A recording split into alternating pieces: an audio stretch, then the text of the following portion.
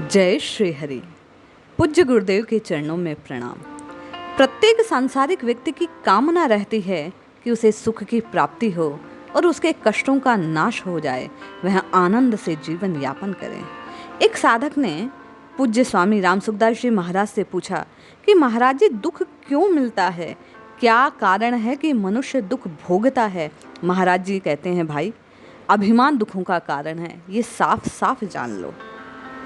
अभिमान को कैसा छोड़ा जाए, कैसे अभिमान से मुक्ति मिले, विचार तो इस बात पर करना है। विचार मनुष्य दूसरों के साथ अपना मिलान करे न करे, अभिमान से कैसे छूटे। जहाँ कहीं दूसरे को साथ में मिलाकर देखा जाए, वहीं अभिमान पैदा होता है। अभिमान संपूर्ण दुखों और पापों की जड़ है। एक अभिमान और एक कामना, ये दो ऐसे दोष हैं, इनके होने पर फिर पीछे दोष कोई बाकी रह ही नहीं जाता।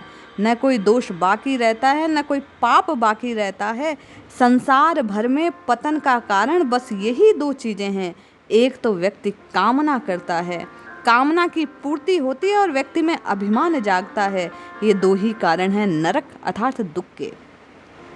मैंने खूब विचार करके देखा है कि समस्त दुख, संताप, जलन, आफत, रोना, करहाना, नरक, कैद खाना आदि जो कुछ भी हैं, वे सब इस अभिमान और कामना के दोष से ही हैं। स्वामी जी कहते हैं, दो दोष आए और जीवन में दुख की उत्पत्ति हो गई। ये दो दोष हैं अभिमान और कामना।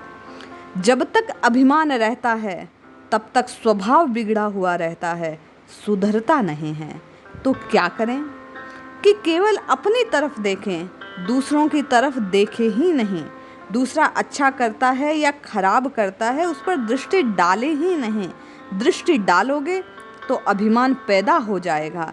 और साधक के लिए तो परदोष या परगुण किसी का भी नहीं दिखावा करना चाहिए, उसे दृष्टि डालने ही नहीं चाहिए। अगर आप चाहते हैं कि आपकी साधना सफल हो तो आत्मनिरीक्षण करें, अपना निरीक्षण करें, स्वयं की परीक्षा करें, दूसरों की कतई ना करें।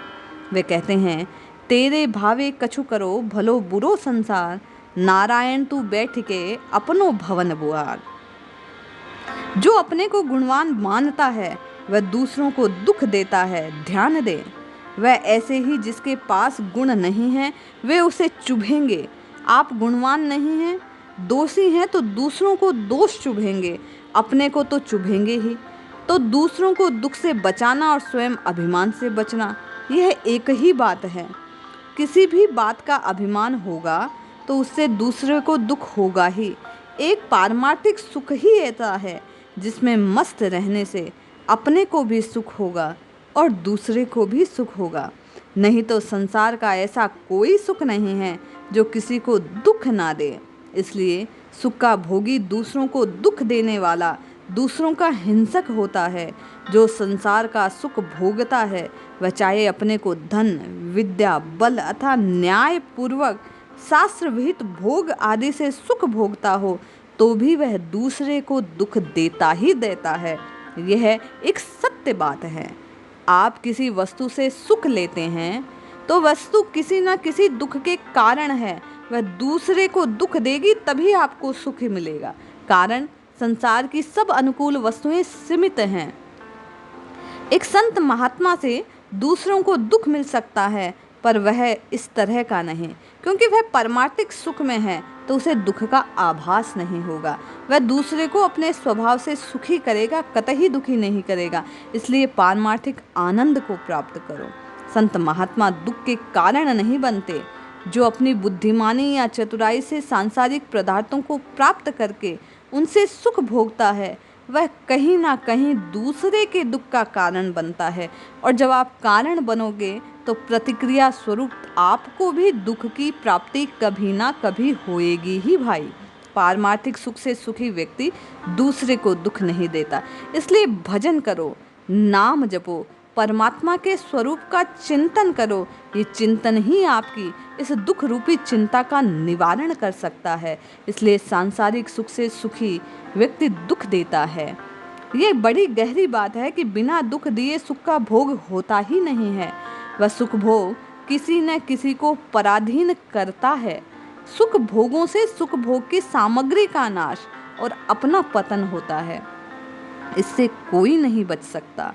इसलिए जिस किसी तरह से सुख लेना नरकों का रास्ता है, मूल बात जो मैंने पहले भी कही है भाई, उसे ध्यान में रखो। संसार का सुख सीमित है, उससे उत्पन्न और नष्ट होने वाला जो वस्तुएं हैं वे भी सीमित हैं। उसी का पाना और छूटना दुख का कारण है। जो पारमार्थिक सुख है वह असीम है।